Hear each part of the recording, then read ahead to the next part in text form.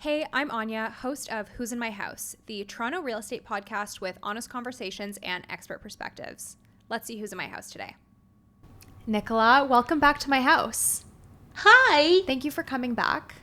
Thanks for asking me to come back. You are the first repeat guest. I am. And your people really enjoyed the videos of you, so I thought it would be great to have you back. I love so much that I'm back. Did you notice that we are in a different space than last time? I do notice. Yeah? What do you think? That is cool. Isn't it cool? Who made that cute thing? Rachel made that cute Rachel. thing. Rachel nailed it with the basement. So we are still in my house. It's still authentically my house, but we are now in the basement.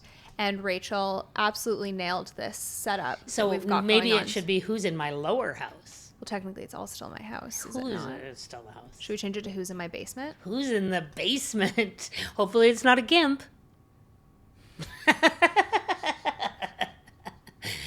That was just a joke. Okay.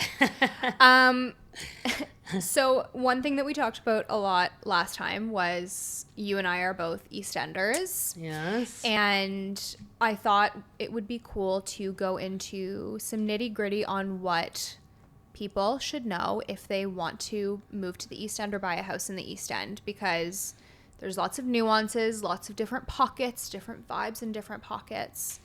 So what do you think? What is like one of the top things someone should consider before they buy in the East End? Okay, I love this. Good question. I would say, because I used to be West End and now I'm East End. Same. And I think that when I was in the West End, I was a little younger, a little grittier, a little more like party. Right.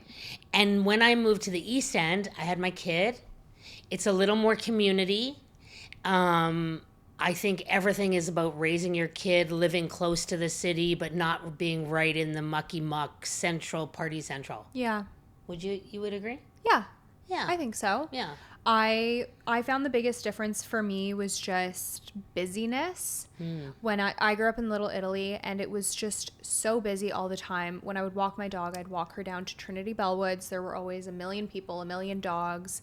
And moving to the East End, I found that it was just a lot more chill and quiet. Yeah. And just I know there are tons of neighborhoods in the West End that are neighborly, but I feel like the community sense that I get being where I am now is unmatched to anything I think I ever would have experienced if I stayed in Little Italy. Agree. Check. Yeah. Agree. Yeah. Like just last week, my neighbor texted me. She goes, "Are you home?" I said, "I am." She goes, "Do you have garlic?" I said, "I sure do." She'd just come back from the store and realized her garlic had gone bad. Next day, I needed paprika. Went shopping next door. Isn't that incredible? Shopping next door at the little store beside you. I was leaving the house, and Brandon's like, "Where are you going?" I was like, "I'm going grocery shopping next door because I just need a little paprika," and I didn't realize that we had ran out. I love that. And I don't know if this happens for you, but like in my neighborhood, we have, and this has been like incredibly helpful, street Facebook communities. Yep. We have as well. Yeah. My street didn't have one until recently. One of my neighbors made one, and it's pretty small because I find my street, the majority of the people are not as like chit-chatty with others. Yeah. But there's a smaller group of us. But the two streets surrounding mine have Facebook groups and do street parties every year. Yeah. So I just like join in on those. And I like it. Well, yeah. I'm on a corner, so I love corners, by the way. You I do. And like we call ourselves Won't You Be My Neighbor? And like it's Cute. like such a cute little community. And like people are like, "Oh my goodness, did you see this morning there was a coyote running right? It's gone down, Yeah. Bastido, like, or wherever it goes, Or I have this, I don't want to throw it out. Does anybody need a chair? Or, there's so many parts of it. Anybody know anybody who does gutter cleaning? Yeah. Could we all get together and do it together and get a cheaper rate? Yeah. Like, there's so many good parts of being on one of those groups. Totally. Yeah. Another thing that we have a lot in many places in the East End, which is less positive, are termites. True. But interestingly, I think that's interesting you would say that, because I know that's like what people think is that termites are only in the East End. Oh, no, they're also in the West. Yeah. And I don't think people really talk about it. So recently, somebody in the business, I was going to list an East End home, and they said, did you do a termite check? And I was like, well, you can go to Aetna, which is the termite checker the people, termite, yeah. and you can find out if that house has ever been treated. Yeah. So you don't actually need to get a termite inspection. You can check with Aetna. Yeah. But nobody really says it if you're listing in the West End. No, and I've got a story for you. Okay. So my mom has been in the same house since before I was born. Okay. And she was telling me a story about how when she bought the house, she just fell in love with it. That was her house. That was the house she wanted. But someone else made an offer, and it was sold conditional on inspection, termite inspection. I don't know. They found termites. Buyer backed out. Guess who gets the house? My mom. Right. She got her dream house because the buyers backed out after they found out there were termites. She treated the termites. She has been there for a long time, has not had any issues since then. We'll have Aetna come in here and there to do a recheck, make sure things are good. But she got the house, and the house didn't fall over. Like, termites are a problem if you let them be a problem. But if you're proactive and you do treatment, then not so bad. And I think termite action happens when there is disturbance of soil. Yeah. So, like, let's say there's a big, shift coming where they're putting a new line in for the train, like the GO train. So all the way along there, you're probably going to get disturbance, some new termite business. Do you think west if, like, to east, everywhere? Say your next door neighbor was doing a full rebuild and, like, digging down, that maybe would wake if them they're up. already there, but like if they're already there and you have a wood foundation, I mean that really is the difference too. I mean, if you don't have a wood foundation and wood touching soil, you're probably okay, right? So the lesson is know your foundation. Okay. Right? Yeah, I think that's like a good lesson. Yeah. Know your foundation. Know if there's termites. Actually, somebody just asked me to list her house, and she knows there was termites there. Not now, but before. And she's like, will that affect the price? And I'm like, yes, it's going to affect the price. You got to know it, but don't hide it. No point in hiding it. But realistically, termites could be anywhere in Toronto. And it's a big perception that it's just East End, just Danforth. But it's not. You can have termites anywhere. Right. So it's something that you should be proactive about when you're buying any house. Yes. Yeah. Another thing is the Ontario line. Oh, yeah. It's causing quite a ruckus in the East End. And you actually had an experience with a listing of yours. So do you want to touch on that? Sure. So it's still a touchy subject.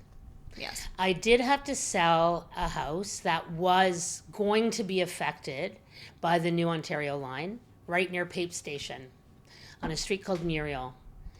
And I thought it was Merrill. Muriel. Those are two different streets. Those are different streets. I knew that. Muriel is just on the east side of Pape. So the new subway was going to be running right underneath my client's house.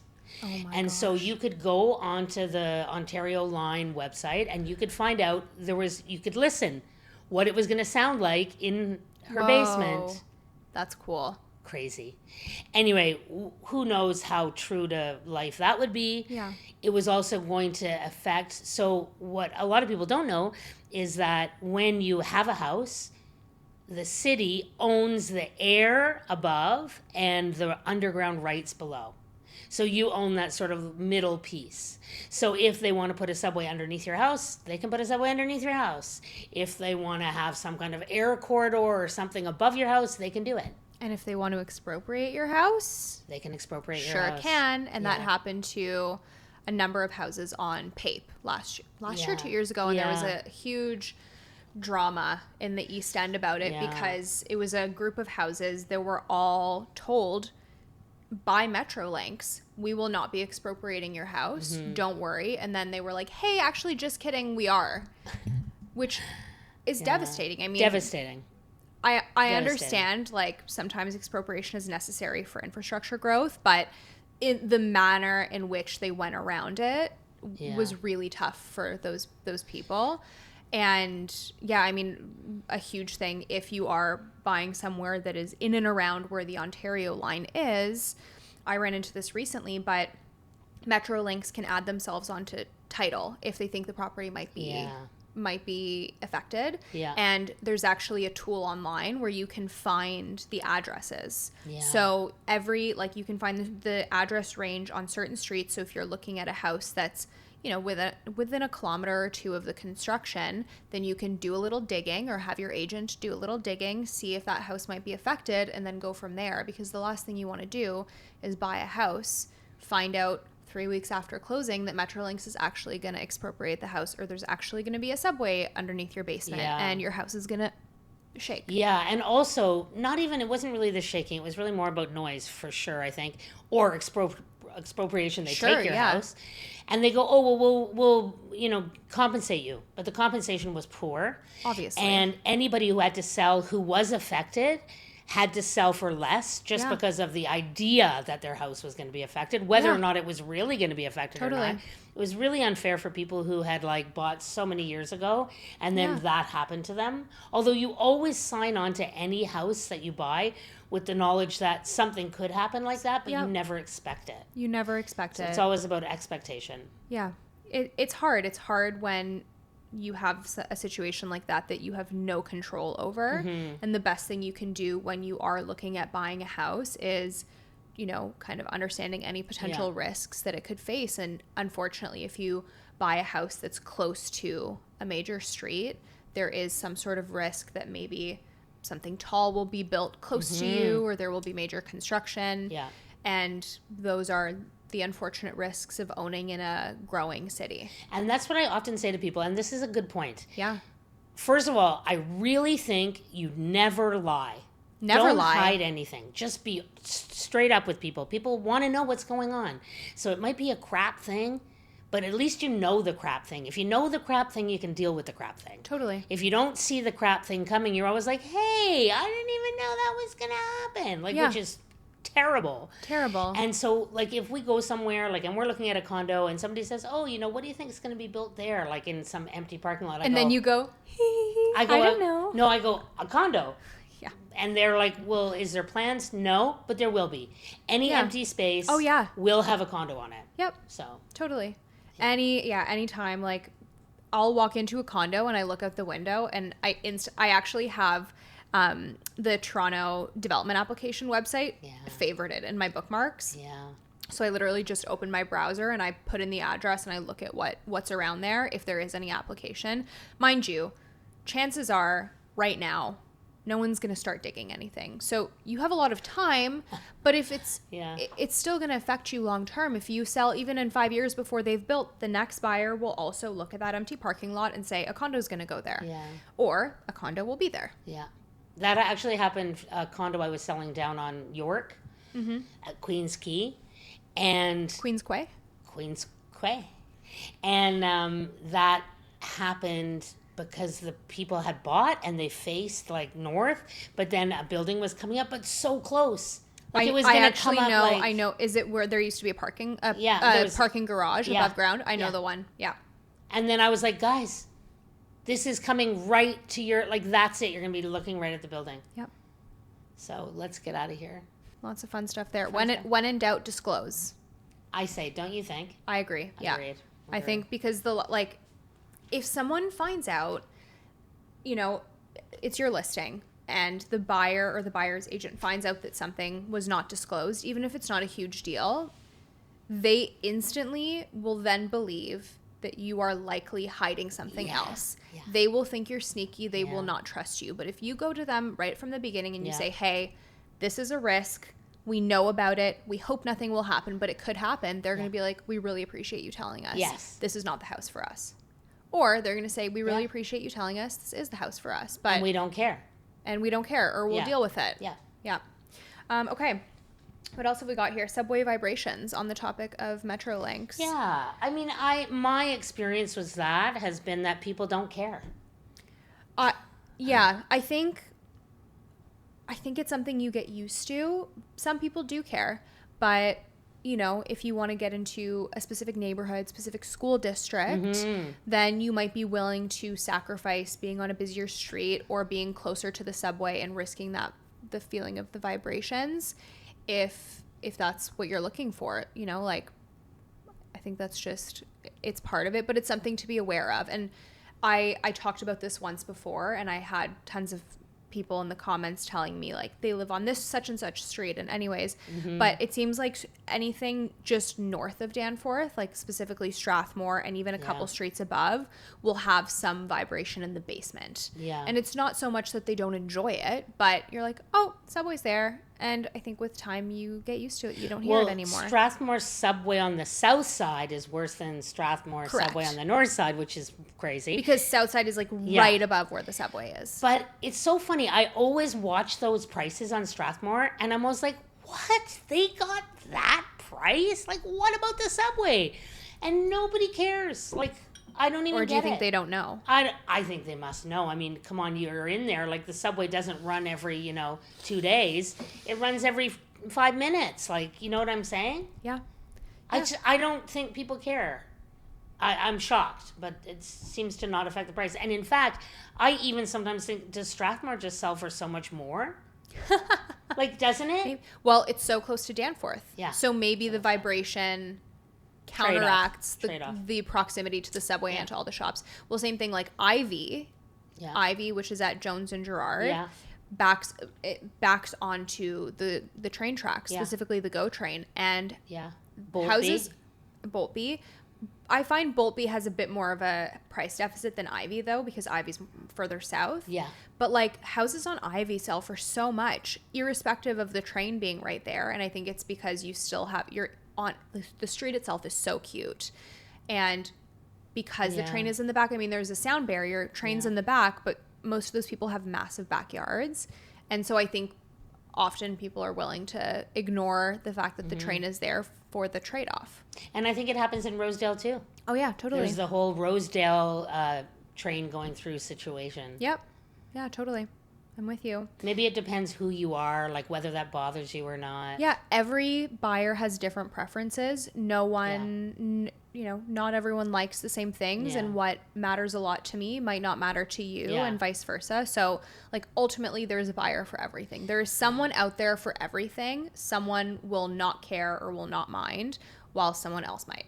And I used to say to people that if you buy in a subway line, you will never lose your value. I don't know if that's true or not. That's what I think. So whether it's right on the subway line or just off the subway line, if you're close to a subway line, I think the value stays. I like that. Schools. Okay. I moved into the East End. I think I moved there 30 years ago. I'm sickened by that sentence. You can't be a day over 31. Anyway, I can't even believe how it's changed. I remember when I moved in, and I'm just going to tell you, I moved onto my street, and there was a woman at the end who was kind of dicey, and my mom's like, you can't live here. There's a crack whore at the end of the street. I actually think that you gave this exact quote in the last episode. Yeah. And then she left. So your mom or my mom probably too, but like also the crack whore. Okay. And like the truth is, it's so changed. So when I first moved into my neighborhood, Earl Haig Public was like a ghetto school. Okay. But now it's where everybody wants to go. And so somebody said to me the other day, "Oh, can you just? It doesn't matter where. We just need to be in Earl Haig Public." And you were like, you know what my mom said 30 years ago. You are no crack whore, so I understand. And also, Monarch Park is at the end of the street. Yeah. And Monarch Park has the IB program now. And Earl Haig has the 7 and 8 and the French immersion. Mm-hmm. And both places, everybody wants to get in there. Yep. Now, I know that with high schools, it's really changed so that a lot of people really want to get into, like, the specific high school that's specific for them. So sure, yeah. Like I went to Northern, and Northern had some super specialized programs. Yeah. They had a tech program.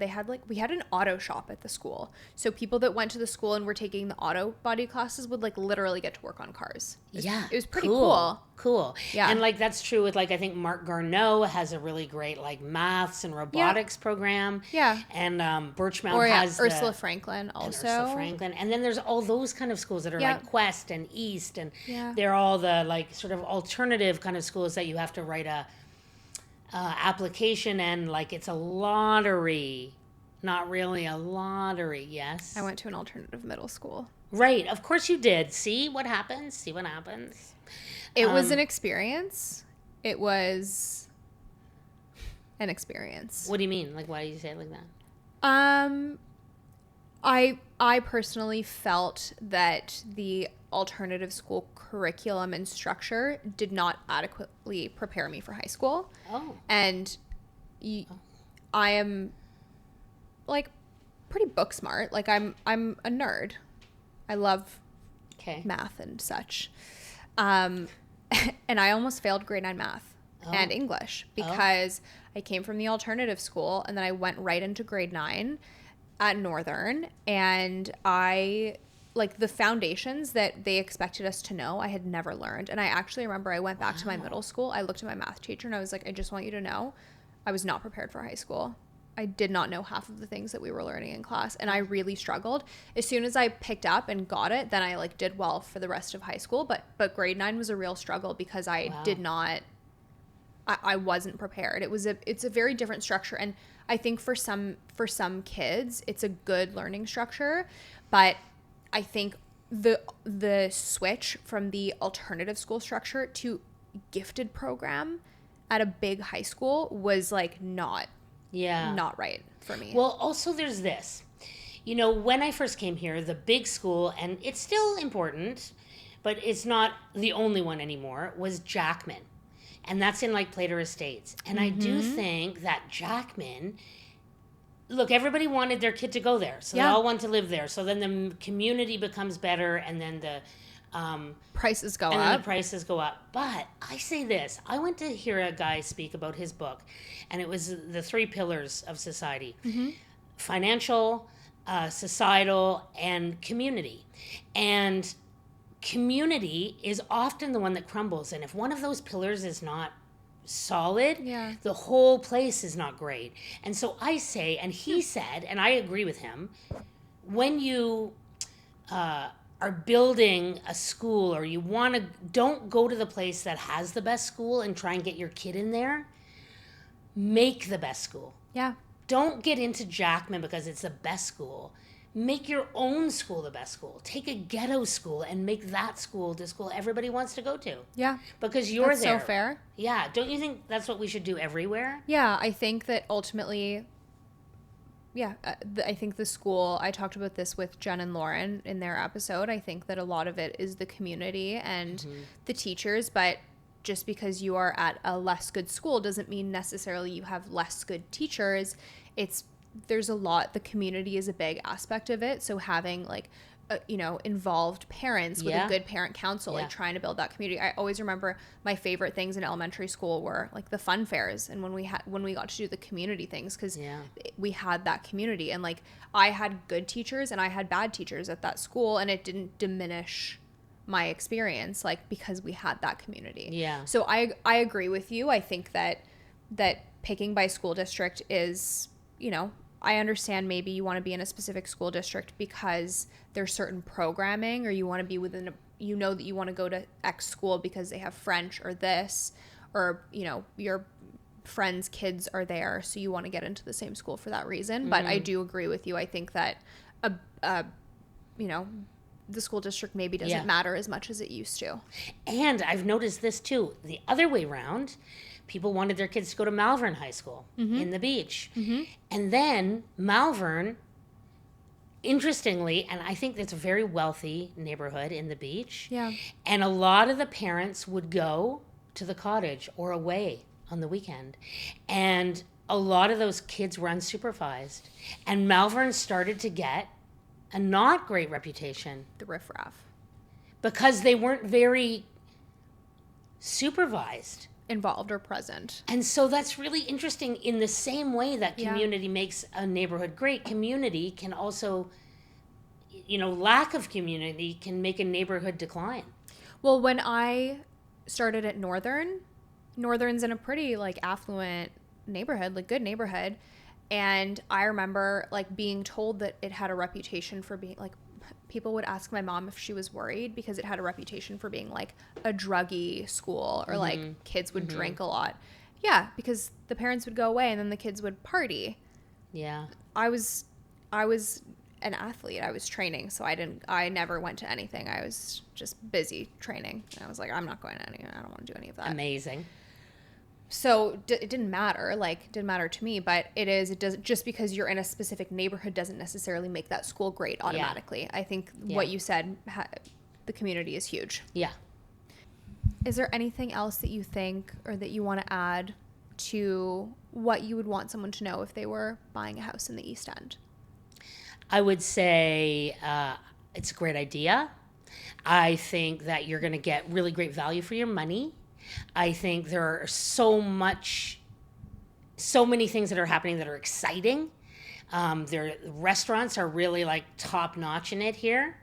And that it's really connected all over the place. I do actually think transit is tough here. Transit's but tough. It ain't as tough as the West End. Well, one day, hopefully, the Ontario line will work and we'll be up and running.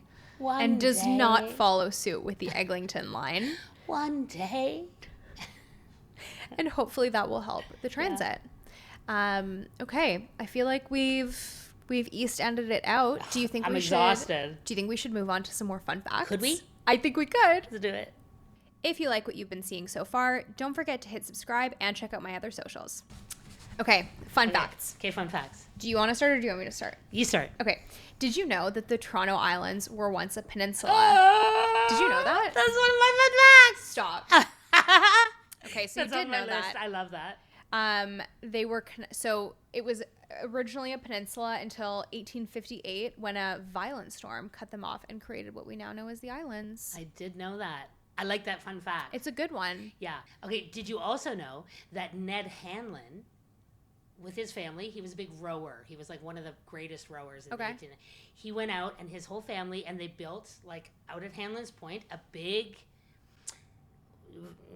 like a big hotel. Mm-hmm. And then he became a bootlegger. Whoa. And because, remember, there was prohibition here, and it was dry Toronto. Mm-hmm. And so they used to bootleg booze out of Hanlon's Point. Crazy. So, like, would ships come and bring it? I guess so. I mean, I don't know. I wasn't there. And then also, I was like, what is a bootlegger? Then I found out that a bootlegger came from the Civil War in America when the soldiers would put booze in their boots. Because they weren't allowed to have. Makes sense. Of course, it's kind of a cool fun fact. Yeah, that one makes sense. Yeah. This is like not one of the fun facts that I've written down or researched, but just as a side note, I feel like not a lot of people know that there are houses on the island. People live on the islands, and there is a crazy system to get one of those houses. You have to go on a wait list. A lot of people are on the wait list for decades, and there's certain times, I think it's like every 2 years, you can enroll to be added on the wait list, and it's a lottery system to just get on the wait list.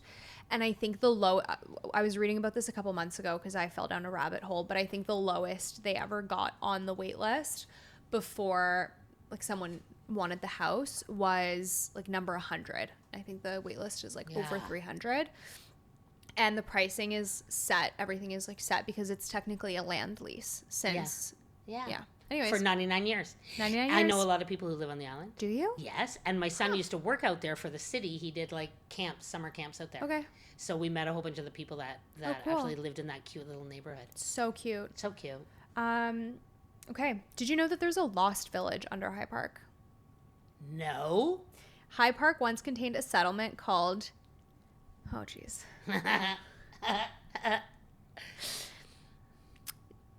Tayayagon. Oh. It was a Seneca village from the 1600s, and it's located near today's Grenadier Pond. I didn't know that. Isn't that crazy? That's crazy. Did you know that Yorkville used to be a cemetery? I did. Okay. That was called Potter's Field. And it went from Bloor to Hazelton, and you would be buried there if you couldn't afford to be buried in a regular cemetery. And then they moved the cemetery from Yorkville, so I guess they dug up all those things. No way they dug up all that. I don't know what they did, but they must have done something. And they all moved to Mount Pleasant Cemetery. Hold on. You think they dug everyone Well, I out? don't know what they did, but do you think they just left them there and buried on top and built on top? But what... Used to be a cemetery. But how much money do you think it would have cost to move all of them? I don't know. And then, I don't know that fact. like, you have to buy plots at Mount Pleasant Cemetery, so did they just put them all in the same plot? I don't know the answer. These are my questions. Good questions. To anyone Let's who find has out. answers, please tell us. We don't know where they went. I want to know where they are. Are they still there? I don't think so, because people don't like that building on top. But what if they are? And I think that the people that were buried in Potter's Field in that cemetery in Yorkville were people that didn't have a lot of money. Okay. Okay, wait, I have one. Okay. Did you know that there are 10 million trees in Toronto? And that 4 million of them are owned by the city. And that is more than the amount of people that there are in the city. Did someone count the trees? I don't know. I don't know all the things. I just know some of the things. And it is kind of interesting because, like, I don't know if you've ever gone hang gliding, but I have. And when you go hang gliding, you see, you're out near, I don't know why you guys think that's so funny. Anyway, when you're hang gliding, heights. you see that all the trees are actually in the cities. They're not in the cities. It's fields, and then you get to a city, and there's way more trees. What about forests? I'm sure that forests are a different, separate issue. But, like, most of the trees are actually in the cities. Interesting. They plant the trees. Because you know that when you're on a property, like, your first 5 feet belongs to the city. Yes. And the city also put a whole bunch of trees. Like, so sometimes, let's say there's a huge microcell and it comes in and takes one of your trees out. Then they go, oh, we're coming to put another tree. Pick your tree. And then you go onto the city website and you can pick your tree. And then they'll come with whoever 6 months later. Whoever picked the linden tree that's outside of my house, I have beef with them because it sheds constantly. Nobody likes the linden trees. No, my mom has a linden tree in her backyard that is also a problem for her. Yeah. But hers is private.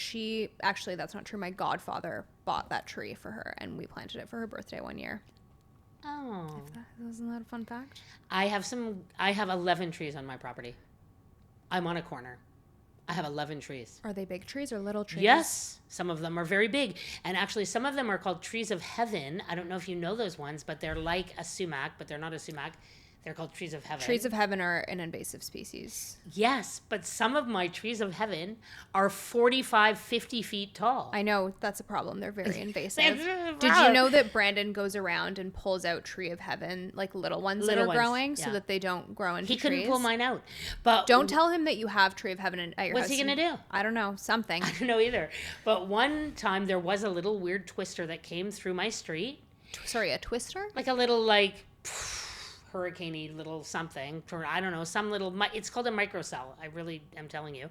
And all of these trees came out along Monarch Park, along that area, and one of my trees fell, one of those big trees of heaven fell, and it fell right into the crook of my mulberry. And I don't know how much you know about mulberries, but they take a long time to grow, and they're super sturdy, and the tree of heaven fell into the crook, and the mulberry saved the houses because it got stuck in that crook and then it was coming out, and the mulberry's going, I can't wait much longer. And the city was going, we're going to be there in 72 hours. And the mulberry was going, please come quicker. And then in the end, both trees had to go, but the mulberry saved the house. That's amazing. I know. It's also nice that they came within 72 hours because when I called the city about the tree that's knocking over my back fence, they said we'll be there in 4 to 6 months. I know. It's outrageous. And I was like, that's so nice of you. Thank you so much. Okay. Did you know that there's a half house on St. Patrick Street? No. So there's a weird little house on St. Patrick where half of the original row, so it was a row house, half of it was demolished. And I think originally, it was kind of like a land assembly. Like some of the houses sold because they were going to be redeveloped, and the one owner refused to sell, so they literally demolished the half. So it's cut it in half house. And what happened? What's on the other side of it? I think then no one's done anything because that guy won't sell. That's cool. Isn't that cool? I do. If anyone wants to go check it out, it is at 54 and a half St. Patrick Street. I love that. Yeah. Okay, here's one for you. Okay. You are never more than 10 meters in Toronto from a Starbucks or a rat. There's not that many Starbucks. That's what that means. So you're saying that there's always rats? Or Starbucks. You're never more than 10 meters from a Starbucks or a rat. Fun story about a rat, really quick. Okay. Really quick. You have a fun story about a rat? It's not really that fun. I was showing a house in Scarborough, and we went to look at the garage, and there was a decomposing rat carcass in the middle of the garage. Not great. It was not ideal. And so after showings, as you know, we get like an email asking us for feedback. So in the notes, I put, there's a half decomposed rat in the garage. Please deal with it. And I'm actually showing that house again this weekend, so I'll let you know if the rat is still there. To the same people? No. Oh. So that just happened. Yeah, it was pretty recent. Love it. Okay, here's mine. Oh. Well, you just went. Didn't you just go? No, you just talked about the rats. Oh, rats, right. Okay, sorry. Did you know that Toronto has a buried First World War trench? No. Yeah. Love it. In Mimico, you can still find the remnants of a World War I training trench dug for soldiers before they shipped out overseas. That's cool. It is cool. Where is it in Etobicoke? Mimico. I mean, where is it in Mimico? That's close. I don't know. You don't know, but you know it's somewhere there. It's in Mimico. Okay, that's cool. Well, we should find out more about that. We should find out more about that. Let's do it. We should go do a site There's visit. cool history in this city. There's a lot of cool history in the city. 1,896 kilometers is the longest street in the world, and it's Yonge Street. Is Yonge Street still the longest street in the world? Did it just get taken over by someone? I heard maybe it wasn't anymore, but it very well could still be. Where did you hear that from? When I was doing my research for fun facts. So one of the old laws that there used to be about Yonge Street, that is not a law anymore, is on a Sunday, you cannot drag a dead horse down Yonge Street. Why? I don't know. Maybe Sunday was the day off. I don't know why. That was an old law. Sorry, how many dead horses were we dragging? How many could there be? Oh, no, we don't know. None of these things. We don't know all the things. We know some of the things. That's an old law. Anywhere on Yonge Street. On a Sunday. Did they have no to, dragging a dead horse down the street. Did they have to take the side streets? Or did they just wait till And Monday? they had to wait till Monday. That's insane. I love that. Okay. There is a subway to nowhere under Queen Street. Oh. Beneath the Queen Station lies a massive unused streetcar platform that was built for a proposed underground Queen subway line that never happened. Shocker. Oh, I like that. Yeah, there's also, I feel like more people know about this one, but there's a second subway under Bay Street. There's two subways because they were going to build another line and never did. And that subway platform under there's Bay Street platform and then there's one underneath it. That's very commonly used for like film and TV because it's not a functioning platform. Yeah. I didn't know about that. Yeah. There's also, just riffing off of that, there's also an old abandoned ballroom. Where? Did you know that? In the top of the King Eddie. Huh.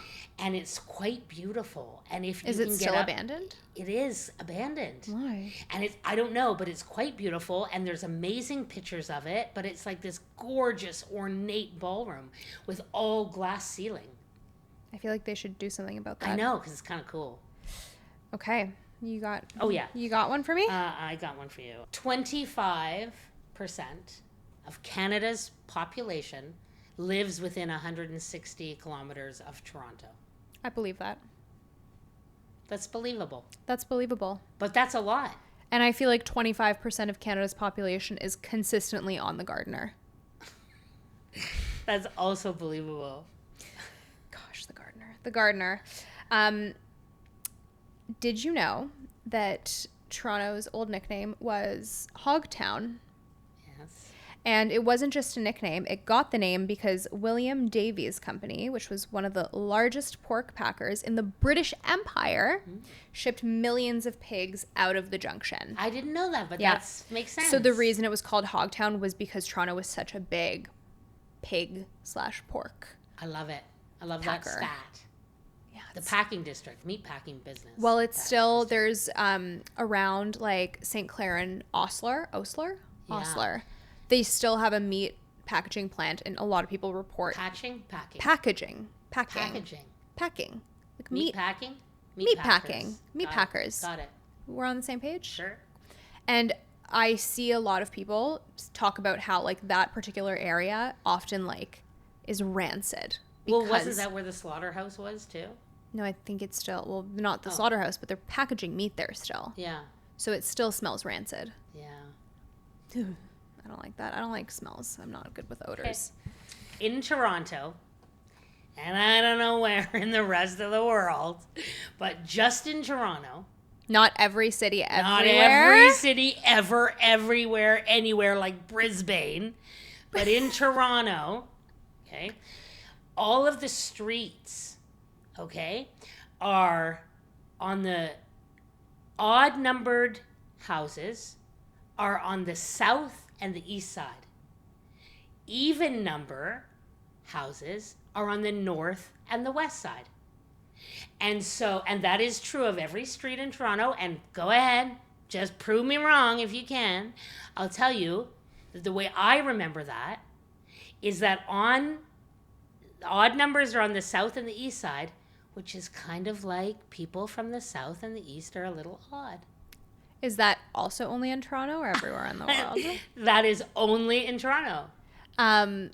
This is to add to that, also you can always tell which direction you're walking in because the street numbers, like essentially from Yonge Street, like they always go, the lowest is south to north. And then if you're on the west side of the city, it goes lowest from east to west. Right. And then on the east side, it goes from west to east. So everything gets counted out from Yonge. Counted out from Yonge or north from wherever they start. So like from south to north. Right. Yeah. That's cool. That is cool. There is a baseball stadium on the island. Mm-hmm. And that is where Babe Ruth hit his very first home run ever. I've heard this. That's kind of cool. It is pretty cool. Right? He's a big deal. He's a big deal. And Toronto? Toronto. We love Toronto. We love What Toronto. a great city. Yeah. Um, Especially because baseball is like kind of exciting right now. it is kind of exciting right now. I'm going to a baseball game next week. You are? I am. Good. Toronto, while it has a lot of history, also has a lot of very odd and a little cheeky street names. Yes. And I compiled a list that I really thought you'd enjoy. In Seton Village, Yeah. there is Cream Top Lane. That is a cheeky name.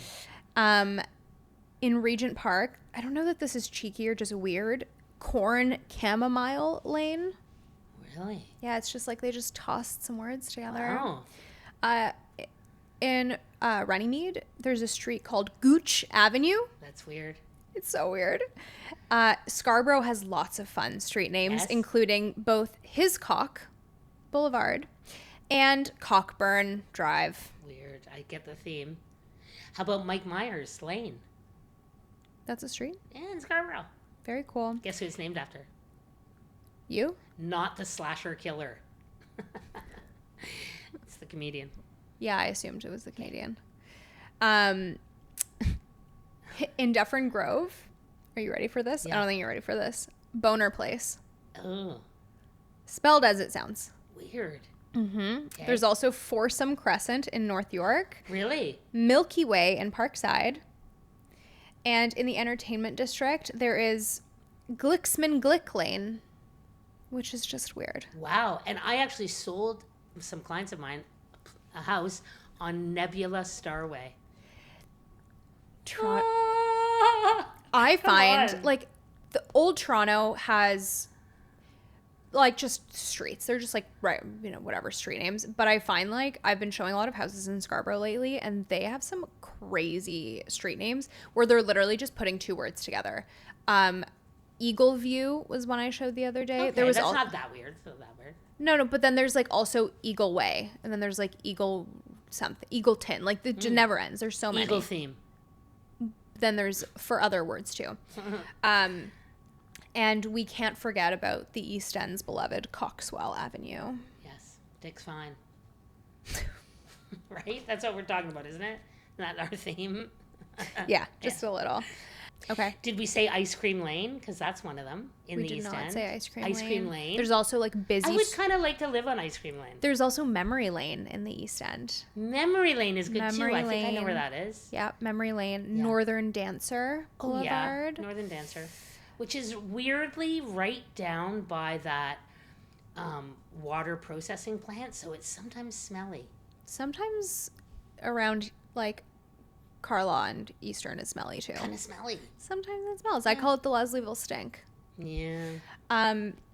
Okay, so I wanted to add to the commonly mispronounced street names in Toronto. Yes. I thought it would be fun if we like showed each other the words and then we said how we think they're pronounced, and then we can correct the pronunciation. Okay. Yeah. Okay, you have to do the first one on my. Okay. M de Bimak. Yeah, that's how you say it. Yeah. Outrageous that you just knew. I actually drove past the street earlier. Yeah, and I thought, think that's hard to I say. thought about it. It is hard to say. Which is Lower Coxwell. It used to be Lower Coxwell. And do you know what it means? No. It means where the road goes to the water. I like that. I totally That's very like poetic. That. Yeah. M de Bimak. Second one you've got here is Babby Point. Yeah. Often called Baby Point. Because it's spelled, it looks like Baby Point. Yep. Yeah. Strawn. Easy. Queen's Key, easy. Who mispronounces Baldwin? Right. So I really just put that in as a joke. I don't know if you know Hillary Baldwin. Hilaria Baldwin? Yeah, she says that's how you say it. Hilar Baldwin. She says that's how you say her name. She's not Spanish. Yeah, There's like she's drama from around she's that. from Boston. I know. I love. So she's love like, that drama. but we say her name Hilar Baldwin. Okay, so I've got some too. I'm gonna hand them to you. Okay. Well, some of these are kind of easy, but anyway. Yeah. Tecumseh. Yes.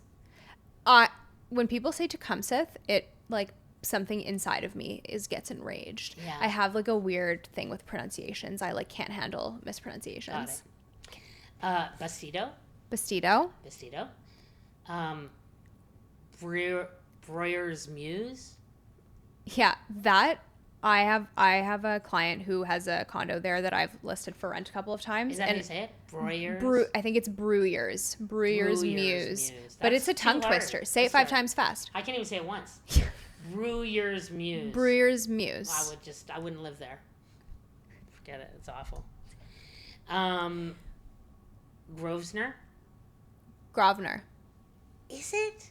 Yeah, Grosvenor. It's not Grosvenor? It's not Grosvenor. It's Grosvenor. Well, I wouldn't have said it so Grovesy. It is, Grosvenor. I'm pretty sure. Is it? Can I see? What have I got there?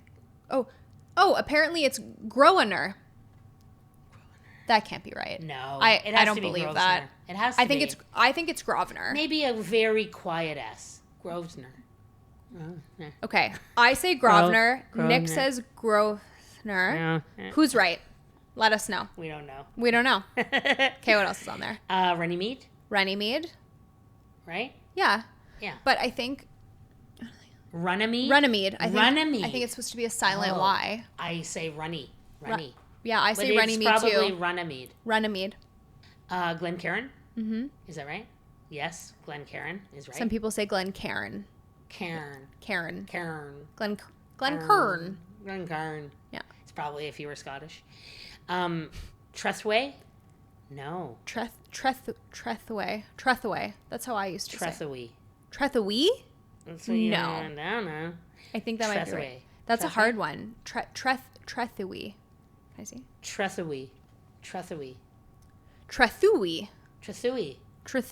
That can't be right. I just feel like who made up these jokes? These are jokes. I said, how do you pronounce Trethaway? And that's what it told me. What? Who told you that? The internet. Stupid internet. Ronson's Fails. Ronson's Fails? Ronson's Fails? I think you're adding an N. Ronson's Vase. Okay, so I say Ronsis Fails. I do too. But you have it written down here, Ronsis Valles. Yes, because... Which nobody says. Nobody says, but it's because it's a derivative from a Spanish word originally. So it was... Ronsis Valles. Ronsis Valles. Silent L's. Valles. Ronsis Valles. I don't know. But no one says that. So I feel like for ease of speaking, most people just say Roncy. Let's just say Roncy. Agincourt? Yeah, I would say Agincourt. I don't know why. I just thought that was it. It's not. It's Agincourt. Agincourt. Agincourt. I love it.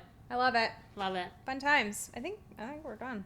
Well, I have loved being in your house. Thank you so much for coming back to my house. I've had a lot of fun, a lot of laughs. Yeah.